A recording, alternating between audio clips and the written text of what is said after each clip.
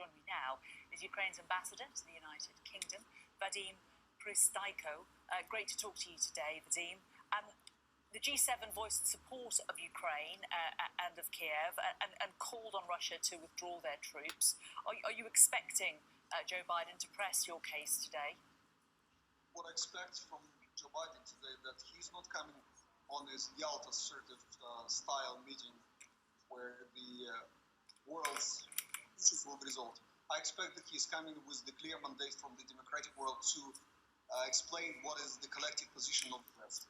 And I have to tell you that he also has our mandate to tell President Putin that he has to get out of Ukraine, stop meddling in our affairs, just let us leave.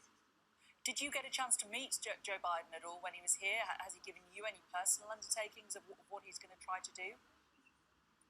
Not here, but I had the chance to meet with him on many occasions. As a vice president, he was coming to Ukraine 6 times over his term.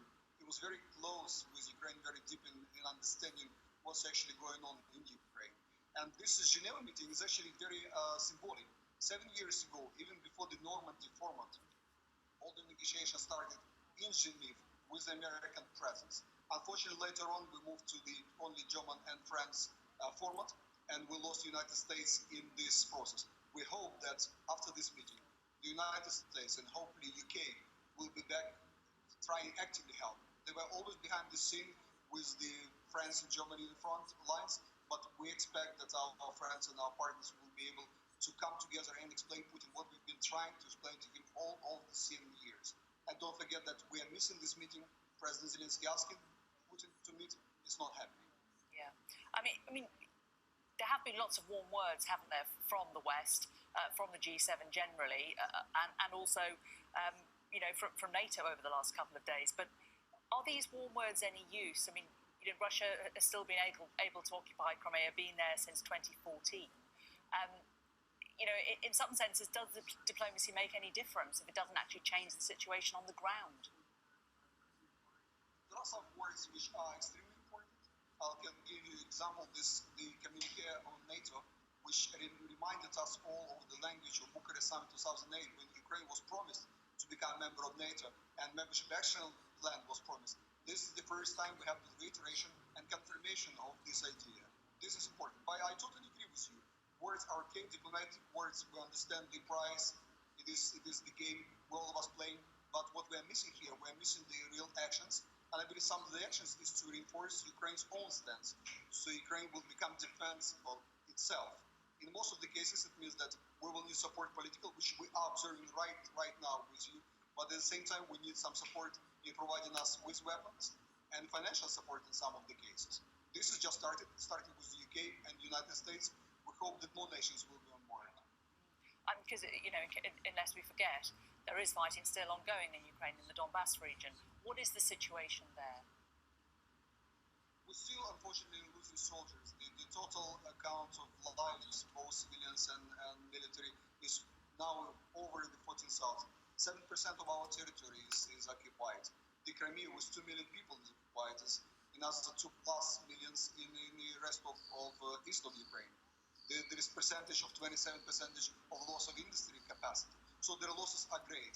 That's why we're pushing, to do something with that.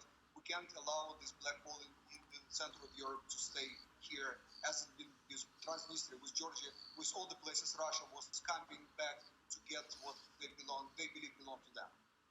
I mean, I know that you would not want to say anything to do down NATO or to do down the G7, but have you not over the years felt frustrated that actually more action hasn't been taken in support of Ukraine by these organisations practically? I would be happy to tell, but in most of the cases, I understand the reality, and the reality is on the ground that nations are peaceful, regardless of Putin telling to his own people. Nobody's going to attack him. And to expect nations, I'm just expecting nations to make it sure, and if you wish, draw the red lines where they are. And I hope that this red line will go over the Ukrainian territory to explain to him that this is the new age. You can't do with the military aggressions what you believe that your predecessors were doing, like SARS and everything. This is new world. And Ukraine took its part in this new part of the new creation. We wanted to be a member of NATO, wanted to be a member of the EU. I know it's not very popular here in that's what Ukraine wants at the moment. And if we look back over these kind of summits that we've had in the past, if we look back to Helsinki when President Trump met President Putin, I mean, I think today's event, by all standards, is going to be very, very different, isn't it? How different do you think the situation will be for Ukraine now that Biden is in charge in America compared to President Trump? I'm happy to see not just Biden at the president's seat. I also happy to see the whole team. I was privileged to serve in the United States at the time when he was the vice president, Obama was the president, and the whole team of people who actually understand what it's all about, where Ukraine stands, how important Ukraine can become if it is a free and democratic nation, and how Russia itself can change if we are changing, allowing Ukraine to become a nation. And Russians will see that there is a way to in future battles around the globe for democracy and development, how Ukraine could be important in Russia. What I like with G7, how they make the difference between challenge of time. I hope that everybody else sees the situation the same way. Yeah, as we were speaking to you there, we're just looking at these images. This is coming from Geneva. We believe that this is the plane carrying President Putin. He was due around about this time, so it looks like he's arrived in Switzerland, bang on schedule to Geneva Airport. It's around 4 kilometres north of the city. He's going to travel from there down to the Parc de la Grange, La Ville La Grange, on the edge of the city for these talks throughout the day with Biden. Let's just return to you again, Vadym Prystaiko. It's important, isn't it, for Russia, this meeting, because yes, President Putin is a hard man. He wants to appear hard to the people of Russia. He's got elections coming up, but equally he doesn't entirely want to alienate the West, does he? I believe that he has a different approach to legitimization. The democratic leaders are legitimized when the people are voting for them. Everybody knows, and even in Russia, how the elections are built up. So his legitimization is coming from the outside, what the nations are seeing, what the big guys are seeing, like Biden, like Chinese. That's why it is important to him to be again invited somewhere. That's why we believe he was building up troops along the Ukrainian border to get this, to squeeze out this particular meeting, which he is now having. So I believe he is coming quite happy, but I hope that Biden will be able to explain that this meeting not because we are encouraging your behavior, that because we have taken yet another step, trying again to explain to you what is world all around and what the collective force and effort can do even to such a strong power as Russia. And we know that this meeting is going to be very different from that meeting in Helsinki. It's going to be distinctly less chummy, isn't it? There aren't going to be joint press conferences. There will be a photo opportunity to prepare them together, but we understand no meals together. It is going to be a slightly different atmosphere, isn't it? Absolutely.